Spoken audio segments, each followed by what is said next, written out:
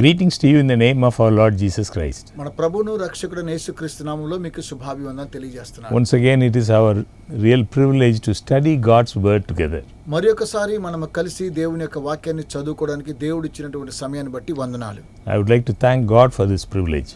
ఈ యొక్క ఆధిక్యతను బట్టి నేను దేవునికి వందనాలు తెలియజేస్తున్నాను. And I would like to thank each one of you for taking your precious time to watch this program. ఈ కార్యక్రమాన్ని చూడడానికి మీరు మీ విలువైనటువంటి సమయాన్ని కేటాయిస్తున్నారు. అందరిని బట్టి మీకు వందనాలు తెలియజేస్తున్నాను. Shall we ask for God's blessing as we study this Bible truths together? బైబిల్లో ఉన్నటువంటి సత్యాలు తెలుసుకోవడానికి మనం కలిసి దేవుని యొద్ద అడుగుదాం, ప్రభువా మాకు సహాయం చేయమని. Our loving Father, we thank Thee for this program. ప్రేమ కలిగిన తండ్రి, ఈ కార్యక్రమాన్ని బట్టి మీకు వందనాలు. We thank Thee for Thy word. తండ్రి, మీ వాక్కును బట్టి వందనాలు. As we open Thy word, we pray that Thou will open our hearts and our minds. తండ్రి, వాక్యాన్ని మేము చదువుతూ ఉండగా మా యొక్క మనోనేత్రాలు తెరవమని కోరుతున్నాను. May Thy Holy Spirit help us understand Thy will. నీ యొక్క చిత్తాన్ని మేము తెలుసుకోవడానికి మీ పరిశుద్ధాత్మ మాకు సహాయం చేయాలి. Give us strength from above to obey Thy will. నీ యొక్క చిత్తానికి మేము విధేయత చూపించడానికి పరలోకపు నుండి మాకు జ్ఞానం దయచేయండి. In Jesus' name we pray. యేసు నామమున ప్రార్థించుచున్నాము. Amen. Amen. During this series, we have been studying the three messages in the book of Revelation. ఈ గత కొన్ని వారములుగా ప్రకటన గ్రంథంలో ఉన్నటువంటి కొన్ని సత్యాలు మనము చదువుతూ వస్తున్నాం. And we have seen how these messages are urgent and vital for our time. మన దినాల్లో ఈ యొక్క సందేశాలు ఎంత ప్రాముఖ్యమైనటువంటివో, ఎంత త్వరగా వీటిని తెలియచేయాలనే విషయం మీరందరూ కూడా ఎరిగి ఉన్నారు. We found that these messages are carried symbolically by three angels in the middle of heaven. ఈ యొక్క సందేశాలన్నీ కూడా పరలోకములో నుండి దేవదూతలు మధ్యాకాశంలో ఈ యొక్క సువార్తను తీసుకుని వెళుతూ ఉన్న విషయం మీకు తెలుస్తుంది. We studied the first of these messages, మొట్టమొదటిగా ఈ సందేశాలు మనము చదువుకున్నాం. the first angel's message, మొదటి దూత సందేశం. and tonight we are going to study the second angel's message. ఈ రోజు మనము రెండవ దూత సందేశాన్ని వినబోతున్నాం. I have been listening to many sermons by various servants of God. నేను చాలా మంది దైవజనుల యొక్క సందేశాలను, వివిధమైనటువంటి ప్రసంగాలు విన్నాను On this particular subject. ఈ ప్రత్యేకమైనటువంటి యొక్క సందేశాన్ని బట్టి. By God's grace, I have been trying to read many commentaries also. దేవుని యొక్క కృప ద్వారా అనేకమైనటువంటి కమెంటరీస్ కూడా నేను చదువుకున్నాను. But today what I am going to share with you అయితే ఈ రోజు నేను మీతో తెలియజేయడం ఏమనగా, on this particular topic, ఈ ప్రత్యేకమైనటువంటి అంశంపై the second angel's message of Revelation 14.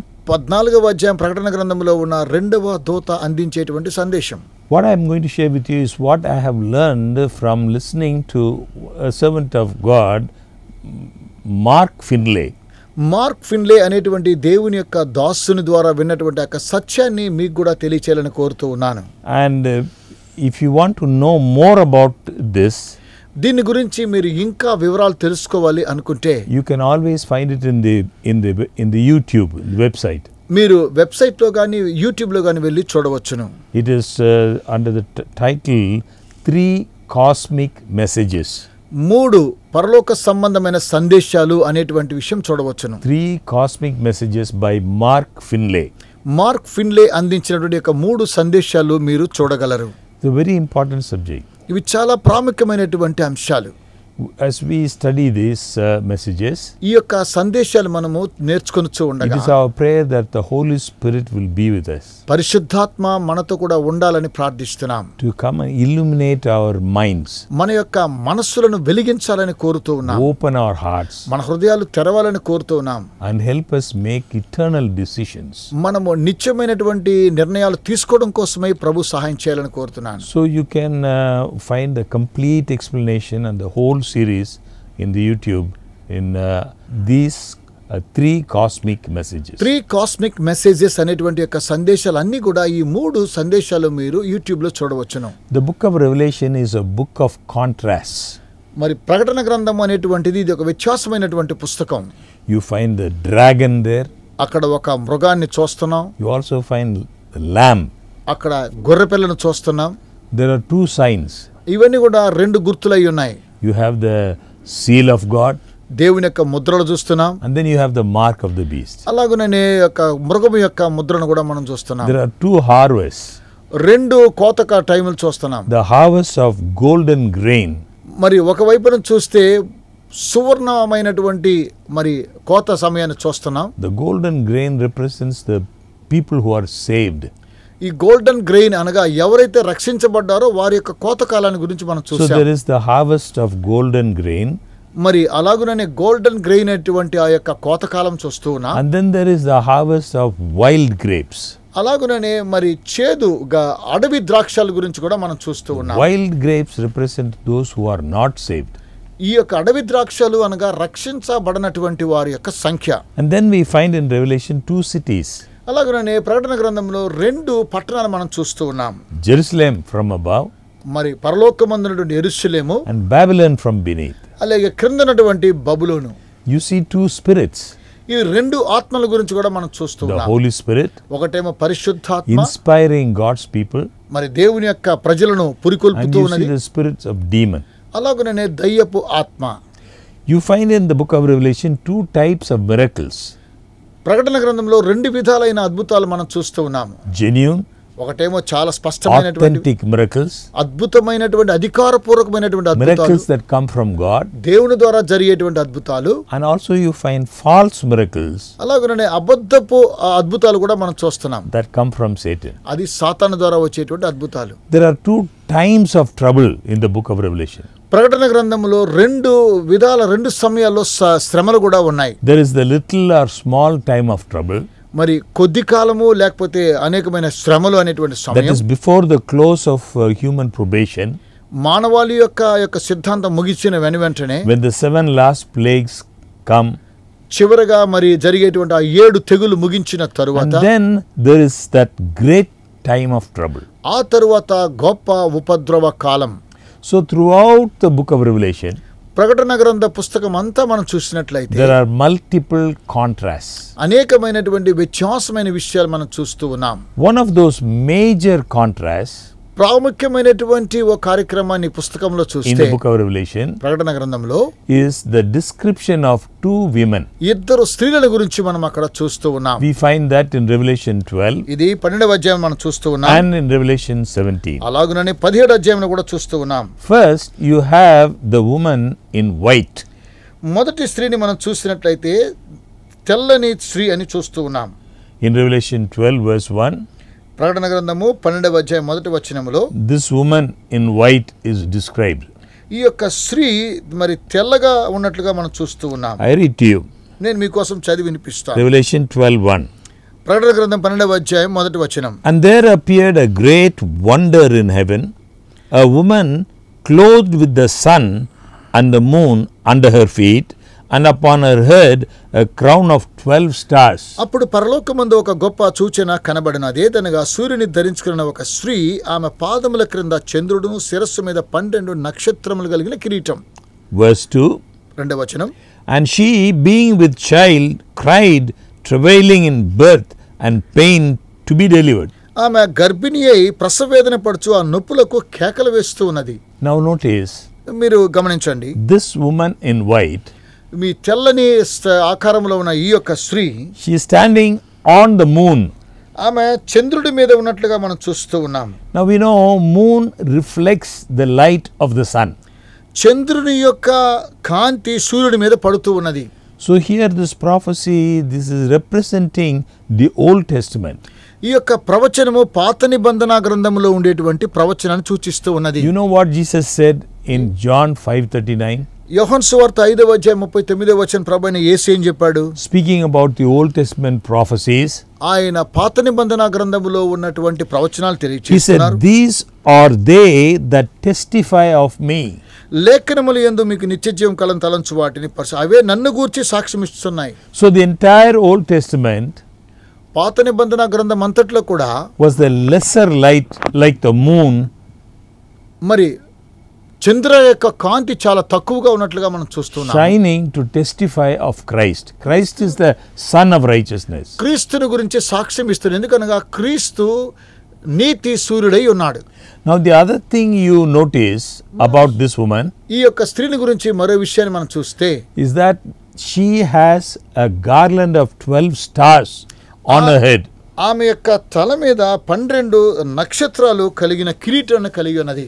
That is to say that she is going to be guided by the 12 apostles. దీని అర్థమేమనగా 12 మంది అపోస్తలుల ద్వారా నడిపించబడుతూ ఉన్నది. The other thing you notice about this woman, ఈ స్త్రీని గురించి మరో విషయాన్ని మీరు చూడండి. she is pregnant. ఆమె గర్భము ధరించున్నది. She is with child. ఆమె గర్భిణీ స్త్రీ ప్రసవేదన పడుతున్నది. Now, Christ is to be born, the Messiah of the New Testament church. నూతన నిబంధన గ్రంథములో ఉన్నటువంటి సంఘానికి యేసుక్రీస్తు జన్మిస్తూ ఉన్నాడు. But one of the predominant symbols here ఇక్కడ ఓ ప్రాముఖ్యమైనటువంటి గుర్తు ఏంటో చూసినట్లయితే is that she is dressed in white. ఆమె తెల్లని వస్త్రధారణ ధరించి ఉన్నది. Now, what does that represent? దీని యొక్క అర్థం ఏంటి? And what does a woman represent in Bible prophecy? Bible గ్రంథములో ఉన్న ప్రవచనంలో స్త్రీకి ఉన్నటువంటి గుర్తు ఏంటి?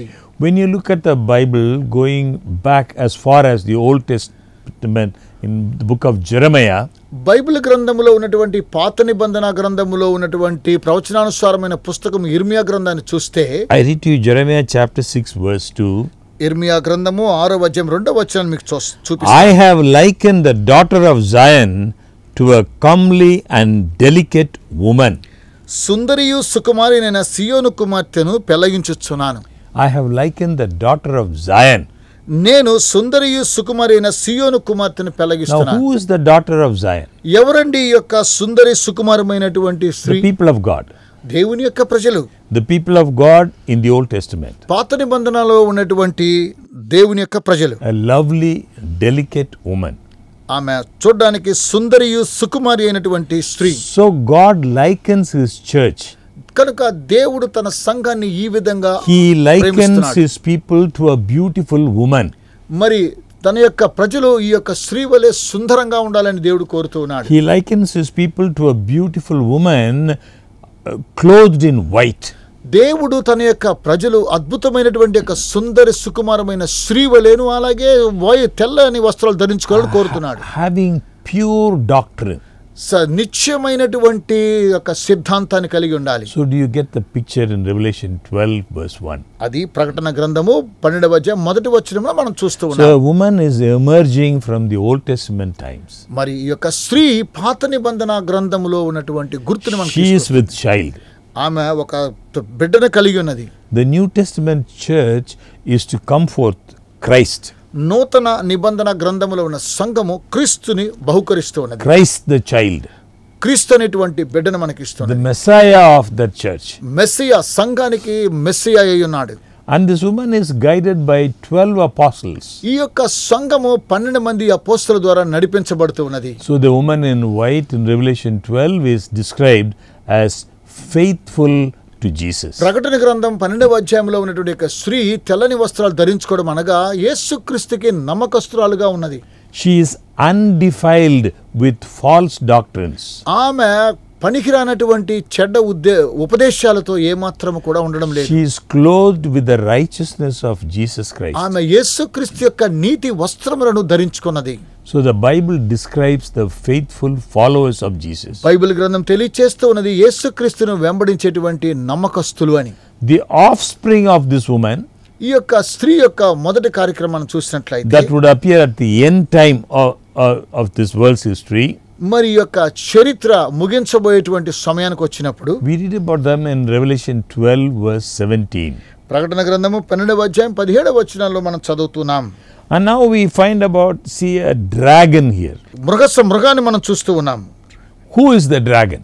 ఎవరండి ఆ యొక్క మృగము? Satan. సాతాను. Satan was angry with the woman. సాతాను యొక్క స్త్రీని చూసి చాలా కోపగించుకొనుచు Now ఉన్నాడు. the woman is the church. ఈ యొక్క స్త్రీ అనగా సంఘం. You will read in the New Testament Ephesians chapter 5. ఎఫెసీయులకు రాసిన పత్రిక 5వ అధ్యాయంలో ఈ విషయాన్ని మనం చూస్తాం. Bible talks about the woman as the bride of Christ. Bible తెలియచేస్తూ ఉన్నది సంఘమునకు ఆమె స్త్రీ అయి ఉన్నది. So Satan goes to make war with the rest of her offspring. ఈ యొక్క సాతాను మిగిలినటువంటి వారితో యుద్ధానికి సన్నద్ధుడవుతూ ఉన్నాడు. Now what is the offspring? మరి ఆయనకున్నటువంటి ఆ యొక్క చిగురేంటి? The children. దేవుని యొక్క పిల్లలు. The remnant of the seed of this woman. ఈ యొక్క స్త్రీకి జన్మించినటువంటి విత్తు. And the Bible clearly describes Bible చక్కగా మనకు బోధిస్తూ ఉన్నది. who are these, the remnant, ఎవరు వీరు అనేటువంటి, what is their characteristic. వారికి ఉన్నటువంటి గుణాతిశయములేంటి. The word of God says, who keep the commandments of God and have the testimony of Jesus. ఎవరైతే యేసుక్రీస్తుని గురించి సాక్ష్యం ఇచ్చి ఆయన ఆజ్ఞలను గైకొనేటువంటి వారు. So down through the centuries, మరి అలాగుననే సంవత్సరాల తరబడి తరతరాలుగా మనం చూసినట్లయితే, down through the generations, తరతరాలుగా మనము సంవత్సరాల వెంబడి చూసినట్లయితే, God has always had a faithful group who followed him. దేవుడు ఎల్లప్పుడూ నమ్మకంగా ఆయనను వెంబడించేటువంటి వారి పట్ల ఉన్నాడు. Committed to Christ. క్రీస్తుకు తాము They సమర్పించుకున్నటువంటి, have obeyed Christ. యేసు క్రీస్తుకు వారు విధేయత చూపించిన వారు. So in Revelation chapter 12, కనుక ప్రకటన గ్రంథం 12వ అధ్యాయంలో you have the royal line of believers. ఇక్కడ మనము మరి రాజరికమైనటువంటి విశ్వాసులను గురించి మనం చూస్తూ ఉన్నాం. Faithful believers. నమ్మకమైనటువంటి విశ్వాసులు. You have the heritage of this woman. వీరు ఈ యొక్క స్త్రీ యొక్క సంతతి అయి ఉన్నారు. You have the offspring of this woman. ఈ యొక్క స్త్రీకి సంతానమై ఉన్నారు. Faithful believers, వారు నమ్మకమైనటువంటి విశ్వాసులు, committed to Christ, క్రీస్తు కొరకై తమను తాము సమర్పించుకున్నవారు, saved by grace, కృప ద్వారా రక్షించబడిన వారు, obeying Christ యేసు క్రీస్తుకు విధేయత చూపించేవారు. because they have been in love with their Savior. ఎందుకనగా తమ రక్షకుడైన దేవుని ద్వారా ప్రేమించబడిన వారు. And then the scene changes. ఆ తరువాత ఇక్కడ ముఖ చిత్రం మారుతూ ఉన్నది. The New Testament church, ఆ తరువాత నూతన నిబంధన it సంఘం is radiant with the sun of righteousness. నీతి సూర్యుడి వలె అది ఉదయిస్తూ ఉన్నది. But as time goes on, మరి అలాగున దినములు గతిస్తూ ఉండగా that scene changes. మరలా ఇది మార్పు చెందుతూ ఉన్నది. And although God has always had a people faithful to him, ఎల్లప్పుడు కూడా దేవుడు నమ్మకస్తులను కలిగి ఉన్నప్పటికీ the devil has always been working. సాతానుడు ఎప్పుడు పని చేస్తూనే ఉన్నాడు. The devil has been working to bring in deception. అపవాది మోసపూరితమైన కార్యక్రమాలను తీసుకొస్తున్నాడు. The devil has been working to bring in false doctrines. సాతానుడు తప్పుడు ఉద్దేశాలను తీసుకుని వస్తూ ఉన్నాడు. The devil has been working to distort the truth, to cause confusion. దేవుని యొక్క సత్యానికి విరుద్ధంగా వారిని నడిపించాలని సాతానుడు ప్రయత్నం చేస్తున్నాడు. So there is a contrast. ఇదేనండి వ్యతిరేక్తత. Two women. ఇద్దరు స్త్రీలు.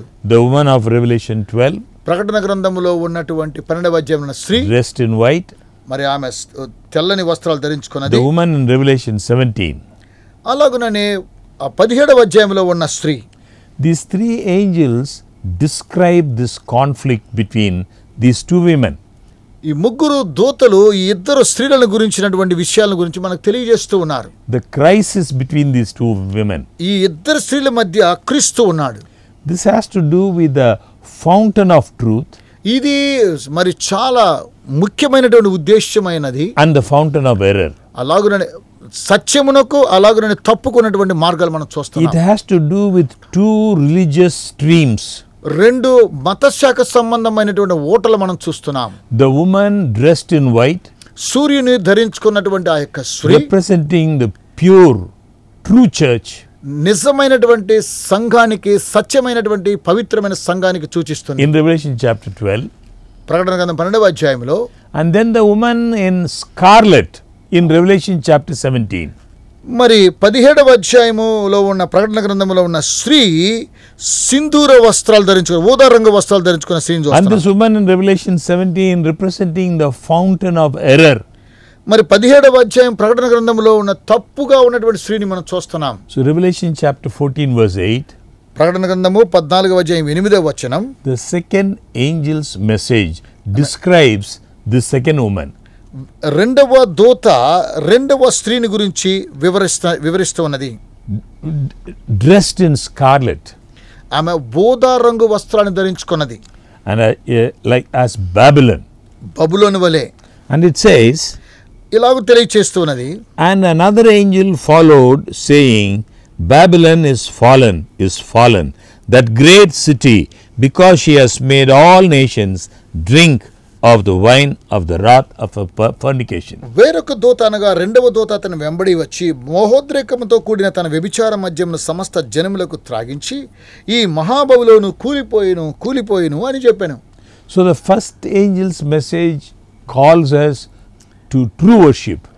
మొదటి దూత మనలను నిజమైనటువంటి ఆరాధనకు ఆహ్వానం తెలియజేస్తున్నాడు. The first angel's message calls us to be followers of the woman in white in Revelation 12. ప్రకటన గ్రంథము 12వ అధ్యాయంలో ఉన్నటువంటి స్త్రీ, సూర్యుని ధరించుకున్న ఆ స్త్రీ యేసుక్రీస్తుని వెంబడించాలని కోరుతూ ఉన్నది. The first angel's message calls us to be part of those who have faith in Christ and the faith of Christ. మొదటి దూత క్రీస్తునందలి విశ్వాసము, క్రీస్తుతో కలిగిన విశ్వాసాన్ని వెంబడించాలని కోరుతూ మనకు తెలియజేస్తున్నది. The faith of Christ living in their hearts and keep the commandments of God. యేసుక్రీస్తునందలి విశ్వాసము మన హృదయంలో ఆయన ఆజ్ఞలను పాటించేటువంటి విషయం. The message of the second angel రెండవ దూత సందేశం ఏమనగా is to flee from the woman in scarlet. ఆ యొక్క ఊదా రంగు వస్త్రాన్ని ధరించుకున్నటువంటి ఆ యొక్క స్త్రీని వెంబడిస్తూ ఉన్న విషయాన్ని తెలియజేస్తున్నది. To flee from her, titled as the false Babylon. అది తప్పు చేస్తూ ఉన్నటువంటి బబులను గురించి తెలియజేస్తూ ఉన్నది. A religion of confusion. ఎందుకనగా అనేకమైనటువంటి వ్యతిరేకతను, మత శాఖల వ్యతిరేకత. Babylon is fallen is the second angel's message. రెండవ దూత యొక్క సందేశం ఏమనగా బబులోను, మహాబబులోను కూలిపోయేను. Now when you look at this term Babylon, ఇప్పుడు బబులోను అనే విషయాన్ని మనం చూస్తున్నట్లయితే, see, Babylon is fallen is a warning message.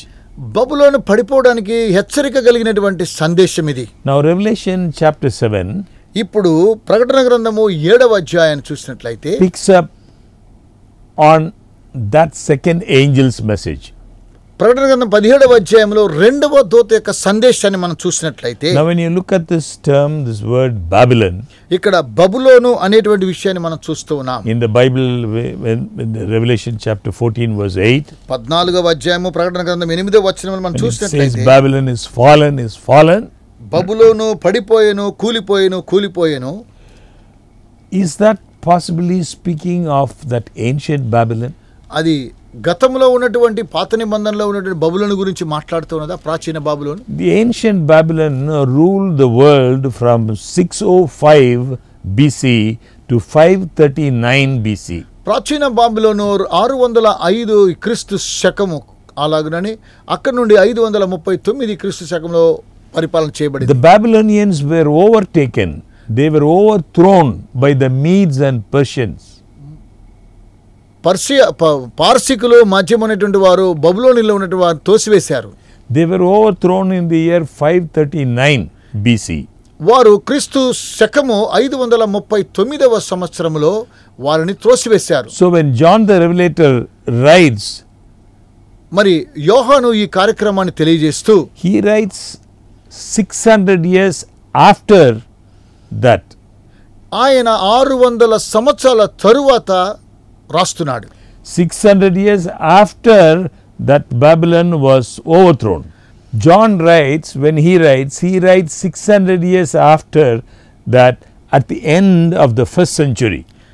యోహాను 600 సంవత్సరాల క్రితము మొదటి శతాబ్దము రాస్తున్నాడు ఈ విషయాన్ని. So that Babylon has already fallen. ఆ యొక్క బబులోను అప్పుడే కూలిపోయింది. John the Revelator is not talking about literal Babylon. ప్రకటన గ్రంథములో ఉన్నటువంటి యోహాను అక్షరాల ఉన్నటువంటి బబులోను గురించి మాట్లాడడం లేదు. He is not talking about that literal city Babylon. అతడు బబులోను పట్టణాన్ని గురించి మాట్లాడలేదు కానీ, He is speaking about a force that would be called spiritual Babylon. అతడు ఆత్మ సంబంధమైనటువంటి బబులోను గురించి మనతో మాట్లాడుతూ ఉన్నాడు. Let's see more about this. దీని గురించి ఇంకా ఎక్కువగా మనం చూడబోతున్నాం. What is spiritual Babylon? ఆత్మ సంబంధమైనటువంటి బబులోన్ అంటే ఏంటి? Revelation's prediction of the fall of Babylon ప్రకటన గ్రంథము పడిపోయిన అనగా కూలిపోయిన బబులోను గురించి ముందుగా తెలియజేసింది. cannot possibly be referring to the ruin of that ancient Babylon. ప్రాచీనమైనటువంటి బబులోను యొక్క సంబంధాన్ని గురించి మాట్లాడడం లేదు, చనిపోయినటువంటి దాని గురించి. It was on the Euphrates river. అది యూఫ్రటీస్ అనేటువంటి నది దగ్గర ఉన్నది. Now it is the modern day Iraq.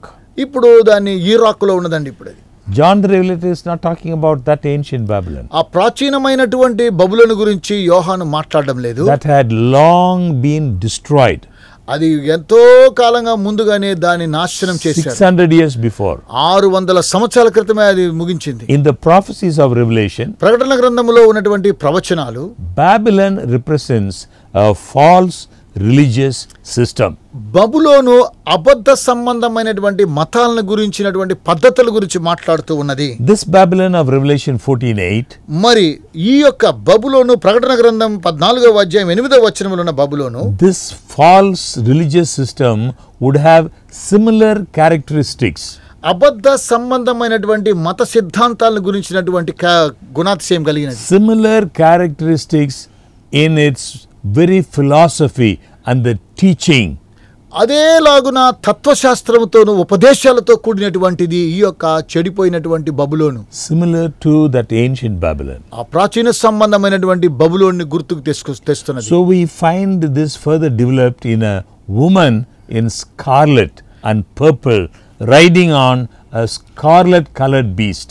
ఇక్కడ మనం చూసినట్లయితే ఈ విషయాన్ని సింధూర వర్ణము అలాగే ఊదా రంగు వస్త్రమును ధరించినటువంటి బబులోను గురించినటువంటి విషయాలు మనం చూస్తున్నాం. We read in Revelation chapter 17. కనుక మనము ప్రకటన గ్రంథము 17వ అధ్యాయాన్ని మనం చదువుతూ ఉన్నాం. Now this is an amazing, absolutely amazing description. ఇది చూస్తుంటే చాలా ఆశ్చర్యమైనటువంటి వివరణ మనకు తెలియజేస్తూ ఉన్నది. It is an amazing revelation to us. ఇది మనకు అద్భుతాన్ని కలిగించేటువంటి ప్రత్యక్షత అయి ఉన్నది. To us in this generation. ఈ యొక్క సంతతికి truth as it stands in contrast to falsehood. సత్యాన్ని మరి ఆ విధంగానే సత్యముతో నిలబడాలి, అబద్ధాన్ని ఎదుర్కోవాలి అనేటువంటి ఉద్దేశం తెలియజేస్తుంది. These messages called the three angels messages. ఈ సందేశాలను ముగ్గురు దూతలు అందించిన సందేశాలను పిలుస్తారు. And this message of the second angel, ఇది రెండవ దూత అందించినటువంటి సందేశం, is a message of vital absolute importance. ఇది మన యొక్క సంతతికి చాలా చాలా ప్రాముఖ్యమైనటువంటిది. So we read in Revelation 17 verses 1 and 2. ఇప్పుడు ప్రకటన గ్రంథము 17వ అధ్యాయము మొదటి 2 వచనం మనం చూద్దాం. And there came one of the seven angels which had the seven vials and talked with me, saying unto me, Come hither, I will show unto thee the judgment of the great war that sitteth upon many waters. ఆ 7 పాత్రలను పట్టుకుని ఉన్న 7 దేవదూతలలో ఒకడు వచ్చి నాతో మాట్లాడుచు ఇలాగ చెప్పిన, నీవు ఇక్కడికి రమ్ము, విస్తార జలముల మీద కూర్చున్న మహావేశ్యకు చేయబడు తీర్పు నీకు కనపరిచెదను. Now what is this seven bowls? 7 పాత్రలు అనగా ఏంటి? The seven bowls are seven bowls of God's judgment. 7 పాత్రలు అనగా దేవుని యొక్క 7 విధాలైనటువంటి న్యాయ తీర్పు. 7 bowls of God's judgment upon the world, the 7 last plagues. 7 పాత్రలు దేవుని యొక్క న్యాయ తీర్పులు, 7 చివరి తెగుళ్ళై ఉన్నవి. Before those plagues, an event take place. ఈ యొక్క తెగుళ్ళు రాక ముందు ఈ యొక్క సంభవం జరుగుతూ ఉన్నది. One of the 7 angels with the 7 bowls, 7 దూతలు అనగా 7 పాత్రలు చూసుకున్నట్లయితే, he says he came and talked with me, saying to me, Come. ఒకడు వచ్చి నాతో మాట్లాడుచు ఇలాగ అంటున్నాడు, నీవు ఇక్కడికి రమ్ము. So we must hear the message of the angel. దేవుని యొక్క దూత సందేశం మనం వినాలి. He says, Come, I will show you the judgment of the great harlot who sits on many waters. నీవు ఇక్కడికి రమ్ము, విస్తార జలముల మీద కూర్చున్న మహావేశ్యకు చేయబడు తీర్పు నీకు కనబరచెదను అంటున్నాడు. Here this woman is not the faithful bride of Christ. ఇక్కడ ఈ స్త్రీ క్రీస్తుకు నమ్మకమైనటువంటి పెండ్లి కుమార్తె కాదు. She is not the pure woman. ఆమె పవిత్రమైనటువంటి స్త్రీ కానే కాదు. This is certainly not the woman of Revelation chapter 12. ప్రకటన గ్రంథములో ఉన్నటువంటి స్త్రీ మాత్రం ఏ మాత్రము కాదు. With a pure and undefiled garment. మరి పవిత్రమైన మరి ముడత మచ్చ కలంకం లేనటువంటి. According to scripture, this woman of Revelation 17 is a harlot. ఈ యొక్క ప్రకటన గ్రంథం 17వ అధ్యాయంలో మనం చూసినట్లయితే ఆమె ఒక వేశ్యను చూస్తూ ఉన్నాం. She has left the true lover Christ. క్రీస్తు ప్రేమికుడైనటువంటి అతన్ని విడిచిపెట్టినటువంటి స్త్రీ.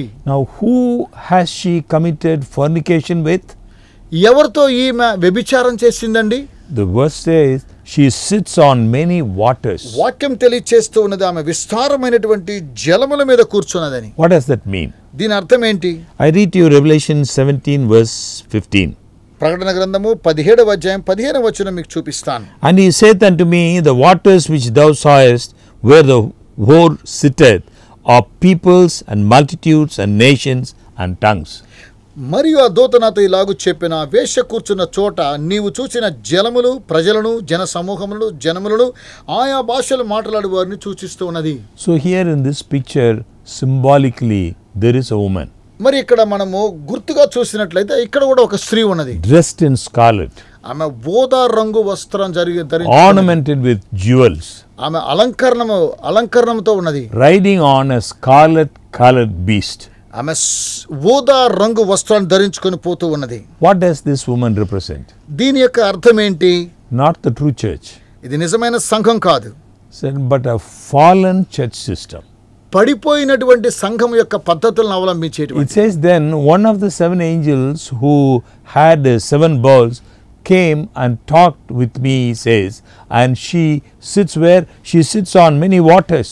ఆ 7 పాత్రలు పట్టుకొని 7 దేవదూతల్లో ఒకడు వచ్చి నాతో మాట్లాడుచు ఇలాగ చెప్పినట్టుగా, నీవు ఇక్కడికి రమ్ము, విస్తార జలముల మీద కూర్చున్న మహావేశ్యకు చేయబడు తీర్పు ఆమె.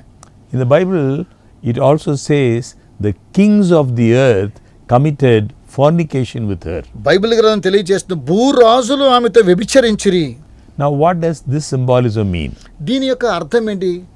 So you have a false religious system ఇక్కడ అబద్ధమైనటువంటి మత పద్ధతులు that dominates over multiple people. అది అనేకమైనటువంటి వ్యక్తులని అధికారంలోకి తీసుకొని వస్తున్నది. We don't have to guess at the meaning of this Bible prophecy. Bible గ్రంథంలో ఉన్న ప్రవచనాన్ని గురించి మనం ఆలోచన చేయాల్సిన అవసరం లేదు. కానీ God who has given us this prophecy, దేవుడు మనకు ఒక ప్రవచనాన్ని తెలియజేస్తూ ఉన్నాడు. God reveals that meaning also. దీని యొక్క అర్థాన్ని దేవుడు మనకు దేవుని ద్వారా దయచేస్తూ ఉన్నాడు. God unfolds this meaning. దీని యొక్క అర్థాన్ని దేవుడు మనకు తెరిచి చూపిస్తూ ఉన్నాడు. So in the Bible, a harlot woman is a fallen religious system. Bible గ్రంథములో మరి పడిపోయిన ఈ వ్యభిచారమైన స్త్రీ ఎవరనగా పడిపోయినటువంటి మత శాఖ సంబంధమైనటువంటి పద్ధతులు. A fallen religious system that has left her true lover Jesus. పడిపోయిన మత శాఖల సిద్ధాంతములు ఏమనగా యేసు క్రీస్తుని వారు త్రోసివేసినటువంటి And she dominates over many peoples of the world. ఈ లోకములో ఉన్నటువంటి ప్రతి ఒక్కొక్కరి మీద అధికారాన్ని చలాయిస్తూ ఉన్నది. She commits fornication. ఆమె వ్యభిచారం చేసింది. Who does she commit fornication with? ఎవరితో ఆమె వ్యభిచారం చేసింది? The kings of the earth. భూరాజులతో ఆమె వ్యభిచారం చేసింది. That's why the scripture says, అదేనండి బైబిల్ గ్రంథం తెలియజేస్తుంది. you have this fallen religious system. ఇది పడిపోయినటువంటి మత శాఖ సంబంధమైన This సిద్ధాంతం. woman riding upon the beast. ఆమె ఈ యొక్క మృగం మీద ఎక్కువ వస్తూ ఉన్నది. That beast power represents political system. దీన్ని చూసినట్లయితే రాజకీయ సంబంధమైనటువంటి పద్ధతులు చూస్తూ ఉన్నాం. Daniel chapter 7 దానియేలు గ్రంథం 7వ అధ్యాయం మనం చూసినట్లయితే verse 17. 17వ వచనంలో The beast represents kings or kingdoms. ఈ యొక్క మృగానికి అర్థమేమనగా రాజులు అలాగే రాజ్యాంగములు. So you have the church riding on the state or the government. కనుక ఈ యొక్క సంఘాలు ఆ యొక్క రాజకీయాల మీదను అలాగుననే ప్రభుత్వాల మీద నడుస్తూ ఉన్నది. You see here church and state or the government united. సంఘము అలాగుననే రాష్ట్రాలన్నీ కూడా ఏకమవుతూ ఉన్నాయి. Now if we learn anything from history, మరి చరిత్రలో మనం ఏదైనా నేర్చుకోవాలంటే it tells us అదేం తెలియజేస్తుందనగా when the church and the government, the state unite, సంఘము అలాగుననే ప్రభుత్వాలు ఏకమైతే there is often oppression and persecution. అప్పుడప్పుడు మధ్యలో మనకు ఒత్తిడి అలాగుననే శ్రమలు సంభవిస్తూ ఉన్నాయి. Persecution on those who fail to go along with that church and state union. మరి ఆ యొక్క రాష్ట్రములో ఉన్న ఐక్యతతో సంఘము వారితో కూడా ఏకీభవించకుండా ఉంటుంది కాబట్టి శ్రమలు సంభవిస్తూ What happens when the church and the state or the government unite?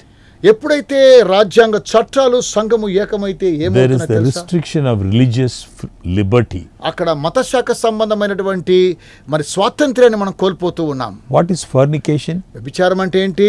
Fornication is an illicit union. ఎందుకనగా అది అనధికారమైనటువంటి ఏకత్వం వారితో కూడా కలుసుకుంటున్నాం. So the people of God దేవుని యొక్క ప్రజలు, the church of Jesus Christ, ప్రభువైన యేసుక్రీస్తు యొక్క సంఘము, the bride of Christ, క్రీస్తు యొక్క పెండ్లి కుమార్తె is united to her true lover Jesus. నిజమైనటువంటి ప్రేమికుడైన యేసు క్రీస్తునే వారు ఏకమవుతారు. She gets a direction from Jesus. యేసు క్రీస్తు వద్ద నుంచే దిశానిర్దేశాన్ని పొందుతారు. But the fallen church system అయితే పడిపోయినటువంటి సంఘం యొక్క is పద్ధతి united to the state or the government ప్రభుత్వానికి అలాగుననే ఆ రాష్ట్రాలతో ఏకమవుతూ and looks not to Jesus యేసుక్రీస్తును చూడదు, for its authority అధికారం కోసం చూడదు or for power, లేదా ఒక శక్తిని బట్టి but కాదు, looks to the state for its power. రాష్ట్రంలో ఉన్నటువంటి శక్తి సామర్థ్యాల కొరకు ఆధారపడుతూ ఉన్నది. In the true church system, ఇది నిజమైన సంఘములో ఉన్న పద్ధతిని the చూసి church is united to Jesus. ఈ సంఘము క్రీస్తు కూడా ఏకీభవిస్తూ She ఉన్నది. finds him as a true head. ఎందుకనగా నిజమైన శిరస్సును వెతుక్కుంటూ ఉన్నది. When the church leaves its true love, ఎప్పుడైతే సంఘము నిజమైన ప్రేమను కోల్పోతూ ఉన్నదో, its true love of her Jesus Christ, నిజమైనటువంటి ప్రేమ క్రీస్తుని విడిచిపెట్టి పోతుందో, when the church looks to the government for power, ఎప్పుడైతే సంఘము ప్రభుత్వములో ఉన్నటువంటి ఆ అధికారాన్ని ఎదుర్కొంటున్నదో, then ఎదురు చూస్తున్నదో, the church loses spiritual authority. అప్పుడు సంఘము ఆత్మ సంబంధమైన అధికారాన్ని కోల్పోతూ ఉన్నది. The true authority of church comes from Jesus. నిజమైనటువంటి అధికారము సంఘానికి యేసుక్రీస్తు నుంచి వస్తూ ఉన్నది. The true power to the church comes from Jesus. నిజమైనటువంటి శక్తి యేసుక్రీస్తు నుంచి వస్తూ ఉన్నది. The true strength of the church comes from Jesus. సంఘానికి నిజమైనటువంటి బలము క్రీస్తు నుంచి వస్తూ ఉన్నది. But when the church, the fallen church, looks to the state, అయితే సంఘము అనగా పడిపోయినటువంటి సంఘము రాష్ట్రాన్ని చూస్తూ ఉన్నది for its power, దానికి శక్తి కొరకు, looks for government authorities for its power, అధికారం కోసమై ప్రభుత్వాన్ని ఆ అధికారంలో తీసుకొస్తున్నది. then it loses its spiritual power. అలా చేయడం ద్వారా తనకున్నటువంటి ఆత్మ సంబంధమైనటువంటి శక్తిని కోల్పోతూ ఉన్నది. It becomes Babylon. అదేనండి పడిపోయిన బబులోను. It becomes a fallen church system. అదేనండి పడిపోయినటువంటి సంఘ పద్ధతి. Now the founders of the United States ఇప్పుడు అమెరికా దేశంలో ఉన్నటువంటి వారు and the founders of all democratic governments అలాగుననే డెమోక్రటిక్ గవర్నమెంట్స్ లో ఉన్నటువంటి స్థాపకులందరూ కూడా have written into their constitution వారందరూ కూడా ఒక రాజ్యాంగ పద్ధతిని రాస్తూ ఉన్నారు. that important doctrine of the separation of church and state. మరి సంఘము అలాగుననే రాష్ట్రము మరి వ్యత్యాసాన్ని గురించినటువంటి సిద్ధాంతాన్ని బయలుపరుస్తూ ఉన్నారు. For example, the first amendment to the constitution that the founders in America recognized that it is so important, it reads like this. I read to you. ఉదాహరణకు మనం చూసినట్లయితే మొట్టమొదటి యొక్క సంస్థలో మరి రాజకీయ పద్ధతిలో రాస్తున్నటువంటి చట్టాన్ని మనం చూస్తే ఈ విధంగా ఉన్నది మనం చూద్దాం. In fact, సహజంగా చూసినట్లయితే Congress, it says, రాష్ట్రములో ఈ విధంగా తెలియచేస్తే కాంగ్రెస్ అంటే ఆ యొక్క ఉన్నటువంటి ఆ యొక్క shall make no law respecting an establishment of religion or prohibiting the free exercise thereof. వారి యొక్క పద్ధతులు ఏ విధంగా ఉన్నాయనగా వారికి ఉన్నటువంటి చట్టము స్థిరమైనటువంటి సంఘ మరి మతశాఖ సంబంధమైన కార్యక్రమాల్లో వారు నిత్యత్వాన్ని అనగా ఉచితాన్ని కోల్పోతూ ఉన్నారు. They were very, very clear ఇవి చాలా స్పష్టమైనవి. that there should be no government interference in the individual liberties to express religious belief. ప్రత్యేకంగా ప్రభుత్వాలు మరి మతశాఖ సంబంధమైనటువంటి వారి వ్యక్తిగతమైన విశ్వాసతలో వారు ఏమాత్రం కూడా జోక్యము కలిగించుకోకూడదు అని అనుకుంటున్నారు.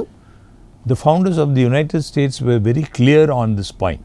ఈ యొక్క విషయంలో యునైటెడ్ స్టేట్స్ లో ఉన్నటువంటి స్థాపికులు చాలా ప్రాముఖ్యంగా దీని గురించి తర్జనభర్జన. In fact, in the writings of George Washington, మరి జార్జ్ వాషింగ్టన్ గారు రాసిన విషయాలు మనం చూస్తే Washington said this.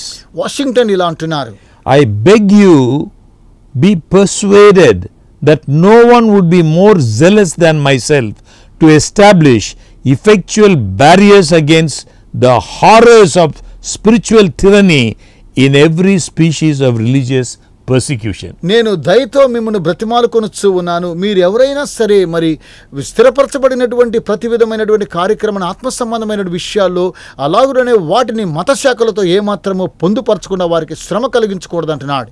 So when the founders of United States, when they left many parts of Europe, America సంయుక్త రాష్ట్రంలో ఉన్నటువంటి వారు ప్రతి ఒక్కొక్కరు కూడా యూరప్ దేశాలకు వెళ్ళి చూస్తున్నప్పుడు one of the prime reasons they left Europe was because church and state were united.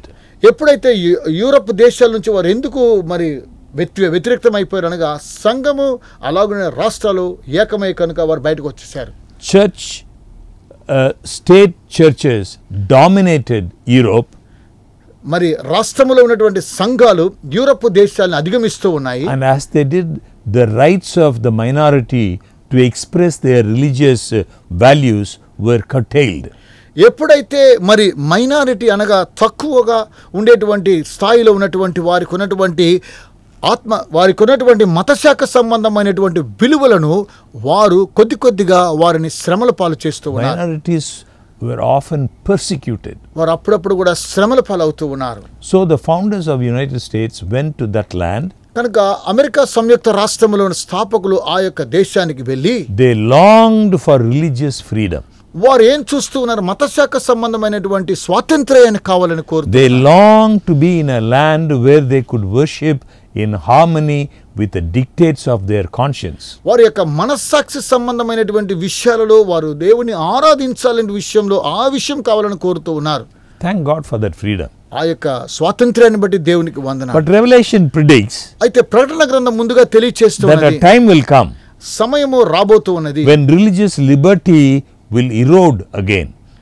మతశాఖ సంబంధమైనటువంటి స్వాతంత్ర్యం తీసివేయబడుతూ ఉన్నదని Revelation predicts ప్రకటన గ్రంథం ముందుగా తెలియచేస్తున్నది that this fallen church system, పడిపోయినటువంటి సంఘ సిద్ధాంతము riding upon the beast power of the state, రాష్ట్రములో ఉన్నటువంటి ఆ యొక్క అధికారం మీద మృగం మీద ఒలుతూ ఉన్నటువంటిది ఈ యొక్క will సంఘము withdraw religious liberty, మత సంబంధమైనటువంటి స్వాతంత్ర్యాన్ని తీసివేస్తూ ఉన్నది. and that religious laws will be passed మతశాఖ సంబంధమైన చట్టాలను జారీ చేస్తూ ఉన్నది to force false worship again. ఎందుకనగా మరలా అబద్ధపు కార్యక్రమాలని ఆరాధన చేయమంటూ ఉన్నది. So this is what we read in the book of Revelation, అదేనండి ప్రకటన గ్రంథంలో మనం చూస్తూ ఉన్నాం. that the church should not superimpose its will upon the state.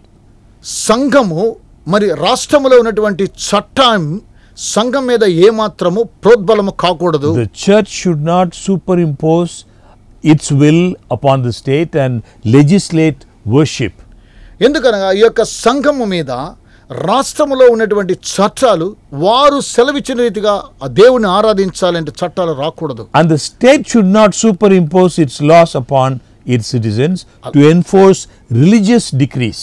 అలాగునని ఆ యొక్క దేశంలో ఉన్నటువంటి ప్రతి పౌరుడి మీద మీరు ఈ విధంగానే ఆరాధించాలి అని మతశాఖను వెంబడించాలని ఏమాత్రం తెలియచేయకూడదు. That every human being, కనుక ప్రతి ఒక్కొక్క మానవాళి కూడా whether we accept what another believes or not, ఇతరుల యొక్క విశ్వాసాలు మనం నమ్ముతున్నామో లేదో కానీ every human being should have that freedom, ప్రతి ఒక్కొక్క మనిషికి ఆ స్వాతంత్ర్యం కావాలి. that choice, మనం ఏది నిర్ణయం తీసుకుంటాం అదే that కావాలి. opportunity ఆ యొక్క సమయం మనకు అనుమతించాలి. to make decisions in harmony with their conscience. మన మనస్సాక్షి పూర్వకంగా మన నిర్ణయాలు మనం తీసుకోవడానికి స్వాతంత్ర్యం మనకు కావాలి. So we see in Revelation chapter 14, కనుక ప్రకటన గ్రంథం 14వ అధ్యాయం మనం చూసినట్లయితే verse 8, 8వ వచనంలో in the second angel's message of Babylon is fallen, రెండవ దూత అందించిన సందేశము బబులోను కూలిపోయేను.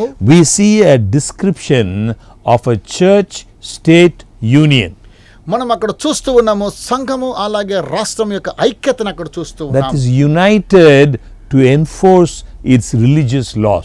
వారు ఇద్దరు ఏకమయ్యి మతశాఖ సంబంధమైన విషయాలను ప్రజలు అవలంబించాలని కోరుతూ ఉన్నారు. Now notice what scripture says, అయితే బైబిల్ గ్రంథం ఏం చెబుతుందో ఒకసారి చూద్దాం. going on to describe this Babylon, ఈ బబులోను గురించి మనం చూస్తూ ఉన్నట్లయితే this woman of Revelation 17, ప్రకటన గ్రంథం 17వ అధ్యాయంలో ఉన్న ఈ స్త్రీని గురించి చూస్తే dressed in purple and scarlet, సింధూర వర్ణము అలాగే ఓదా రంగ వస్త్రాన్ని ధరించిన ఈ స్త్రీ riding on the beast. ఆమె మృగం మీద ఎక్కి వస్తూ ఉన్నది. See what it says. ఆమె ఏమంటుందో చూద్దాం. Revelation 17 verse 2. ప్రకటన గ్రంథం 17వ అధ్యాయం 2వ వచనం. The inhabitants of the earth are made drunk with the wine of a fornication. భూరాజులు ఆమెతో వ్యభిచరించిరి, భూనివాసులు ఆమె వ్యభిచార మద్యములో మత్తులైరి. In the Bible, బైబిల్ గ్రంథంలో wine is a symbol of doctrine. మరి ద్రాక్ష రసానికి గుర్తు ఏమనగా సిద్ధాంతమునకు గుర్తు. In this passage here, it is a symbol of false doctrine. ఇక్కడ ఈ యొక్క విషయం మనం చూస్తుంటే తప్పు సిద్ధాంతాలకు గురి అవుతూ ఉన్నది. In the Bible, it talks about the cup of salvation. Bible గ్రంథం తెలియజేస్తూ ఉన్నది రక్షణ పాత్ర అని. Jesus offers freely the pure juice of the grape. ప్రభు అయినటువంటి యేసుక్రీస్తు వారు ఉచితంగా ఈ యొక్క రక్షణ పాత్ర అనేటువంటి ద్రాక్షరసాన్ని That is the ఇస్తున్నాడు. pure juice grape. అది ప్రభు అయినటువంటి యేసుక్రీస్తు వారు అందించే నిజమైనటువంటి But ద్రాక్షరసం. here in Revelation, అయితే ఇక్కడ ప్రకటన గ్రంథంలో chapter 17, 17వ అధ్యాయంలో is the wine of fornication. అది వ్యభిచారంతో కూడినటువంటి మద్యం. Here is a religious system ఇది మతశాఖ సంబంధమైన సిద్ధాంతం. that challenges the very authority of Christ. క్రీస్తుకు అధికారము సవాల్ విసిరేటువంటి రీతిలో ఉన్నాయి. Puts man in the very place of Christ. క్రీస్తు యొక్క స్థలములో మనిషిని అక్కడ పెడుతూ The ఉన్నారు. wine of false doctrine. మరి తప్పు సిద్ధాంతమైనటువంటి మద్యాన్ని గురించి తెలియజేస్తున్నారు. The intoxication of the teachings of this Babylon. ఈ యొక్క బబులోను యొక్క విషయంలో తాగి వారు మత్తులైపోతూ ఉన్నారు. But here is, we see here the authority of man and the opinion of man takes the place of the opinion of Christ. ఇక్కడ మానవాళి యొక్క ఉద్దేశము మానవాళి యొక్క పద్ధతులు ప్రభువైనటువంటి యేసు క్రీస్తుని అవి అధిగమిస్తూ ఉన్నాయి. When the doctrines of man are substituted for the teachings of Scripture, మనుషుని యొక్క పద్ధతులను అవలంబించి ఆ బైబిల్ గ్రంథంలో సత్యాలను చూసినట్లయితే this is represented in the wine of Babylon. ఇదేనండి బబులోనుకు గుర్తై ఉన్నది, మత్తులైనటువంటి బబులోను. The fallen church passes along her wine cup of false doctrines. పడిపోయినటువంటి సంఘము యొక్క పద్ధతి మత్తులైపోయి పడిపోయినటువంటి ఆ యొక్క సంఘము The world becomes intoxicated. ప్రపంచమంతా కూడా మత్తులో మునిగిపోయిందండి. Intoxicated with false religious ideas. అదేదనగా తప్పు మత శాఖ సంబంధమైన ఉద్దేశాలతో నాశనం అయిపోతూ ఉంది. Wine affects the conscience. మరి ఈ యొక్క ద్రాక్ష రసము మన యొక్క మనస్సాక్షిని It affects చంపేస్తుంది. the forebrain. మన యొక్క మతిని చెడిపేస్తూ ఉన్నది. When you drink excessively, you cannot think. ఎక్కువగా మనం తాగినట్లయితే మనం ఆలోచన చేయలేము. You become intoxicated. మనం అలాగనే మత్తులైపోతూ ఉన్నాం. Wine confuses the thinking. ద్రాక్ష రసము మనలను నిర్దృశ్య పాలు చేస్తూ ఉన్నది. Wine distorts your process of understanding. అర్థం చేసుకునేటువంటి విధానాన్ని కోల్పోతూ ఉన్నది ఈ యొక్క ద్రాక్ష రసం. Defiles your conscience. మన యొక్క మనస్సాక్షికి విరుద్ధంగా ఉంటున్నది ఈ యొక్క So మత్తు the పదార్థం. wine of false doctrine కనుక ఈ యొక్క తప్పుడు సిద్ధాంతాలు అనేటువంటి ఈ యొక్క మత్తు distorts పదార్థం. our thinking. So no longer does the truth of God's word penetrate our hearts. మన హృదయంలో ఉన్నటువంటి సత్యమైనటువంటి దేవుని యొక్క వాక్యాన్ని గురించి అది నాశనం చేస్తూ ఉన్నది. Jesus said in John chapter 17 verse 17, యేసుక్రీస్తు వారు యోహాను సువార్త 17వ అధ్యాయం 17వ వచనములో అన్నాడు, sanctify them through thy word is truth. సత్యమందు వారిని ప్రతిష్ఠ చేయుము, నీ వాక్యమే సత్యం అన్నాడు. So it is the word of God, అది దేవుని యొక్క వాక్యము, the wine of the gospel, the pure juice of God's word. పవిత్రమైనటువంటి దేవుడు అనుగ్రహించేటువంటి దేవుని యొక్క వాక్యమైనటువంటి ద్రాక్షరసం. That enlightens us that we don't become drunk with a false system. మరి తప్పుడు సిద్ధాంతాల్లో మనం పడిపోకూడదని మన యొక్క మనోనేత్రాలను తెరుస్తూ ఉన్నది. So here is another quotation ఇక్కడ ఇంకో మరో కొటేషన్ మనం చూద్దాం. from a commentary, ఒక కమెంటరీలో మనం జరిగిన Jamieson Fausset Brown Bible commentary. Jamieson Fausset Bible commentary ఏం రాస్తున్నాడో చూద్దాం. It makes this amazing comment.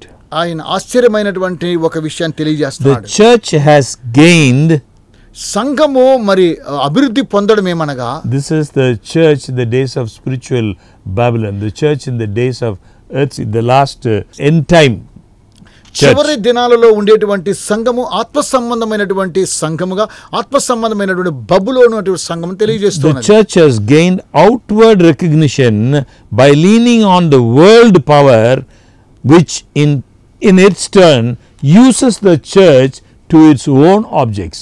వెలుపల ఉండేటువంటి శక్తిని, ప్రపంచ దేశంలో ఉన్న శక్తిని మనం చూస్తూ అది ఏ విధంగా క్రియ చేస్తున్న విషయాన్ని అతను తెలియజేస్తూ ఉన్నాడు. That is the picture here of a church set for judgment. కనుకనే ఈ యొక్క సంఘముకున్నటువంటి తీర్పును గురించి మనం ఇక్కడ చూస్తూ ఉన్నాం. Just before the judgment, మరి తీర్పుకు ముందుగా జరిగే కార్యక్రమం, before the final judgment, చివరి అంతిమ తీర్పు మనం చూస్తే, just before the coming of our Lord Jesus మన Christ, ప్రభువైన యేసుక్రీస్తు రాకడకు ముందుగా there is a church ready for judgment. దేవుని యొక్క సంఘము దేవుని తీర్పు కొరకు సిద్ధంగా ఉన్నది. Because the doctrines of God's word had been compromised. ఎందుకనగా దేవుని యొక్క వాక్యం అనేటువంటి యొక్క సిద్ధాంతము వారితో కూడా The ఏకీభవిస్తుంది. doctrines of the Bible will have been substituted for traditions of man. Bible గ్రంథములో ఉన్నటువంటి సత్యాలు మానవాళి రూపించబడిన వారితో కూడా ఏకమవుతూ ఉన్నది. Human traditions has replaced the clear, plain truth of scripture. మానవాళి ఏ యొక్క మతశాఖ సంబంధ కార్యక్రమాలు తెలియజేస్తూ ఉన్నాడు, ఆ యొక్క వాక్యానుసారంగా మనం చూడవలసిన Church వారమైనా becomes ripe for judgment. సంఘము దేవుని యొక్క తీర్పు కొరకై వేచి ఉన్నది. And God says Babylon is fallen. దేవుడు సెలవిస్తున్నాడు, బబులోను కూలిపోయేను. Come out of her, my people. నా ప్రజలారా అందులో నుంచి మీరు బయటికి రమ్మని కోరుతూ ఉన్నాడు. God is appealing in the second angel రెండవ దూత ద్వారా దేవుడు మనకు తెలియజేస్తూ ఉన్నాడు, for his people drunk with the wine of Babylon నా యొక్క ప్రజలు బబులోను యొక్క త్రాగి వారు మత్తులయ్యారు. to make a step to come out of Babylon. ఈ బబులోను నుంచి ముందుకు రావాలని దేవుడు కోరుతూ ఉన్నాడు. Notice the woman is dressed in purple and scarlet. మీరు గమనించండి, ఈ యొక్క స్త్రీ సింధూర వర్ణము అలాగే ఊదా వస్త్రమును ధరించుకున్నది. So the colors of this fallen religious system, మరి పడిపోయినటువంటి ఈ యొక్క మతశాఖ సంబంధమైన యొక్క పద్ధతులు, this system that is the mother church that has many daughters, ఈ యొక్క పడిపోయినటువంటి తల్లి సంఘముకు అనేకమైన కుమార్తెలు ఉన్నారు. and we find that the woman was clothed with purple and scarlet, మనం ఇక్కడ చూస్తున్న సింధూర వర్ణము అలాగే ఊదా రంగు వస్త్రాలను ధరించుకున్నటువంటి వారు, decorated with gold and precious stones and pearls. విలువైనటువంటి వజ్ర వైడూర్యాలతోనూ మరి సువర్ణ బంగారంతోనూ అలంకరించబడుతున్నారు. Dressed in purple and scarlet, వారు సింధూర వర్ణ she వస్త్రం has in ధరించుకున్నారు. her hand a golden cup full of abominations. తన యొక్క చేతిలో మరి భయంకరమైన మత్తు పదార్థమైనటువంటి విషయాన్ని కలిగి ఉన్నది.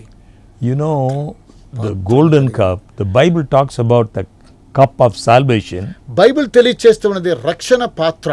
but this cup in Revelation 17 is not the cup of salvation. ప్రకటన గ్రంథములో ఉండేటువంటి 17వ అధ్యాయములో ఉండేటి ఈ యొక్క పాత్ర రక్షణ పాత్ర కాదు. It is full of abominations, ఇదంతా కూడా మద్యముతో కూడినటువంటి full మత్తు of పదార్థం. false doctrines. అవన్నీ కూడా తప్పు సిద్ధాంతాలకు This అర్థమైనది. church is united to the state.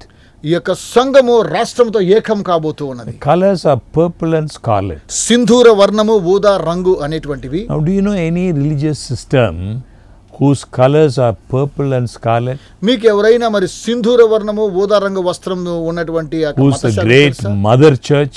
ఎవరో గొప్ప తల్లి సంఘం ఏదో తెలుసా? Now, friends, it is not our desire, it is not our intent in these messages to unnecessarily point fingers or condemn any religious.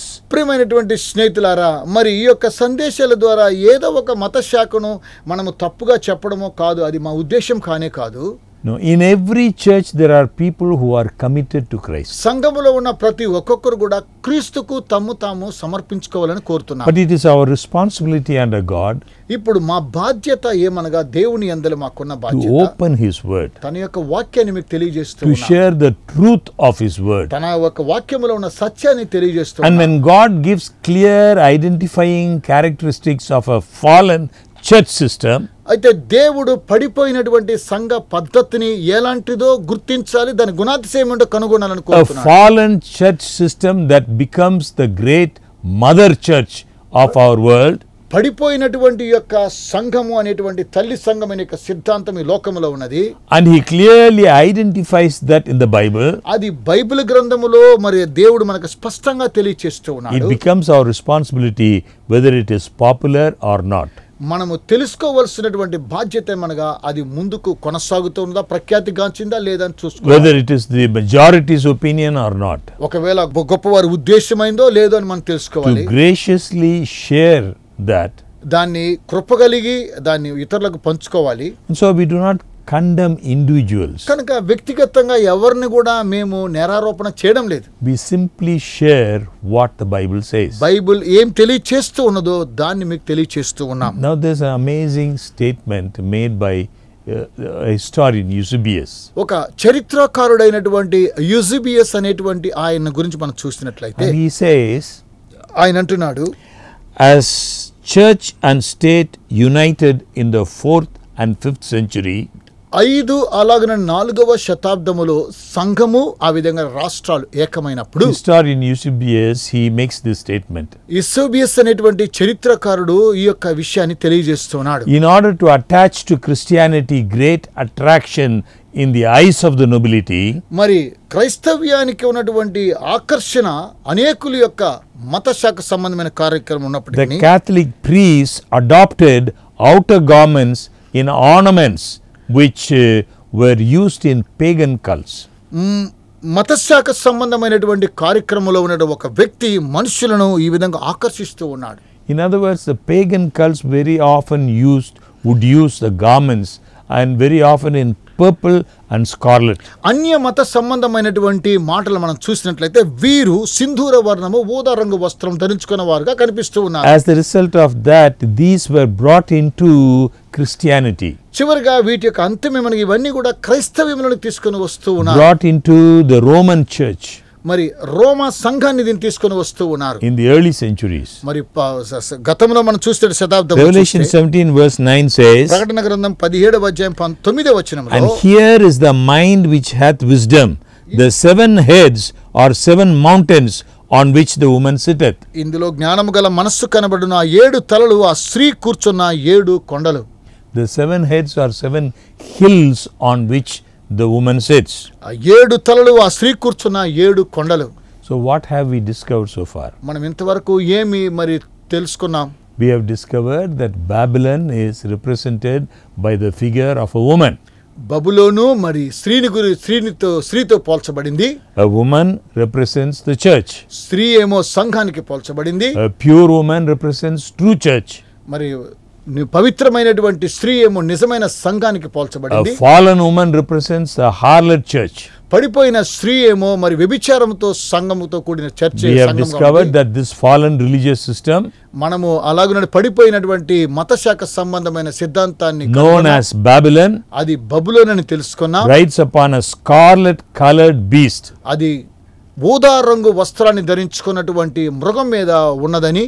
We have noticed that this fallen religious system ఈ యొక్క పడిపోయిన మత శాఖ సంబంధమైన విషయాన్ని గురించి is united with the state or the government, అది ప్రభుత్వంతోనూ ప్రభుత్వ రాజ్యాంగ పద్ధతిలో కూడా commits fornication, తర్వాత వ్యభిచారం చేసిందని చూసాం. leaves the true lover. నిజమైనటువంటి ప్రేమికుని విడిచిపెట్టిందని There is a చూసాం. union of church and state. అత సంఘము రాజకీయంతో ఏకమైందని విషయాన్ని And we చూసాం. noticed as well that she has a wine cup. కనుక అందులో ఉన్నటువంటి ఒక మత్తు పదార్థాన్ని మనం పాత్ర She చూస్తాం. passes around అవన్నీ కూడా చూసినట్లయితే a wine cup of false doctrines. అదేమనగా మత్తు పదార్థం ఏమనగా చెడిపోయినటువంటి తప్పు ఉద్దేశాలు. We have noticed that her colors are purple and scarlet. వాటి యొక్క రంగులేమో సింధూర వర్ణము ఊదా రంగం అని గుర్తు చేసుకున్నాం. Also we have noticed in this prediction, in this prophecy, that her capital would be on a city on 7 hills. అలాగునే ఈ యొక్క వాక్యం ద్వారా మనం ఏం తెలుసుకున్నామనగా ఆ 7 తలలు, ఆ 7 స్త్రీ కూర్చున్నటువంటి 7 కొండలను తెలుసుకున్నాం. Friends, our only desire is that we must follow God's word. మా యొక్క ఉద్దేశం ఏమనగా మీరు దేవుని వాక్యాన్ని వెంబడించాలి, not man's tradition. మనుషుల యొక్క పద్ధతులు ఆచారములు కాదు. God makes it very clear in his word. దేవుడు తన వాక్యాన్ని స్పష్టంగా మనకు తెలియజేశాడు. His will is made plain. ఆయన యొక్క చిత్తాన్ని పరిపూర్ణంగా తెలియజేశాడు. And the appeal comes to us. కనుక ఇప్పుడు మనకు వచ్చేటువంటి కార్యక్రమం ఏంటో చూద్దాం. Should we follow God's word, మీరు దేవుని యొక్క వాక్యాన్ని వెంబడిస్తారా, or should we follow human tradition? లేదా మనుషుని యొక్క పద్ధతులను వెంబడిస్తారా? May the Lord help us. దేవుడు మనకు సహాయం చేయను గాక. So that when he comes ఎప్పుడైతే ఆయన వస్తున్నప్పుడు in the clouds of heaven, ఆయన పరలోక మేఘారుడే it వస్తున్నప్పుడు will be our privilege to meet him, ఆయనను మనం కలుసుకోవడానికి చాలా to be found దగ్గరలో among the faithful. మనం అందరు నమ్మకస్తులతో కూడా ఉండాలని కోరుతూ ఉన్నాం. Thank you, dear friends. Please remember, every Monday evening 7:30 to 8:30. స్నేహితులారా, మీకందరికి వందనాలు. మర్చిపోకండి, ప్రతి సోమవారం సాయంత్రం 7:30 నుండి 8:30 గంటల వరకు మా కార్యక్రమాన్ని వీక్షించండి. Search the scriptures. వాక్య భాగాన్ని పరిశీలించండి. May the Lord guide us. దేవుడు మనల్ని నడిపించును గాక. Thank you once again. మరలా ఒకసారి మీకు వందనాలు తెలియజేస్తాను. God bless you. దేవుడు దీవించును గాక. పరిశుద్ధాత్మ ఆవేశం ద్వారా కలిగిన పరిశుద్ధ లేఖనాలు, పొరపాటు పడని దైవ ప్రత్యక్షత, ఇవి మానవ నమ్మకాలకు, ప్రవర్తనకు ప్రామాణికం. వీటిలో దేవుని చిత్తాన్ని, రక్షణ జ్ఞానాన్ని తెలుసుకుని నిత్య జీవాన్ని పొందండి. లేఖనాలు పరిశోధించండి అనే ఈ కార్యక్రమాన్ని ప్రతి సోమవారం సాయంత్రం 7:30 నుండి 8:30 వరకు ఇదే ఛానల్లో చూడండి. ఆధ్యాత్మిక మేలులు పొందండి. మీ బంధువులను, స్నేహితులను, ఇరుగు పొరుగు వారిని ఆహ్వానించండి. బైబిలుకు, ఈ సందేశాలకు సంబంధించి మీకేవైనా ప్రశ్నలు, సందేహాలు ఉంటే, మీలో ఎవరైనా స్వస్థత ప్రార్థనలు కోరుకుంటే, ఈ స్క్రీన్ మీద తెలియజేయబడిన అడ్రస్ కి రాయండి. ఈ క్రింది ఫోన్ నెంబర్లకు ఫోన్ చేయండి. మీ ప్రశ్నలకు తప్పక జవాబులిస్తాం. మీ కొరకు ప్రార్థనలు చేస్తాం. మా ఫోన్ నెంబర్లు 0944 44 48 864.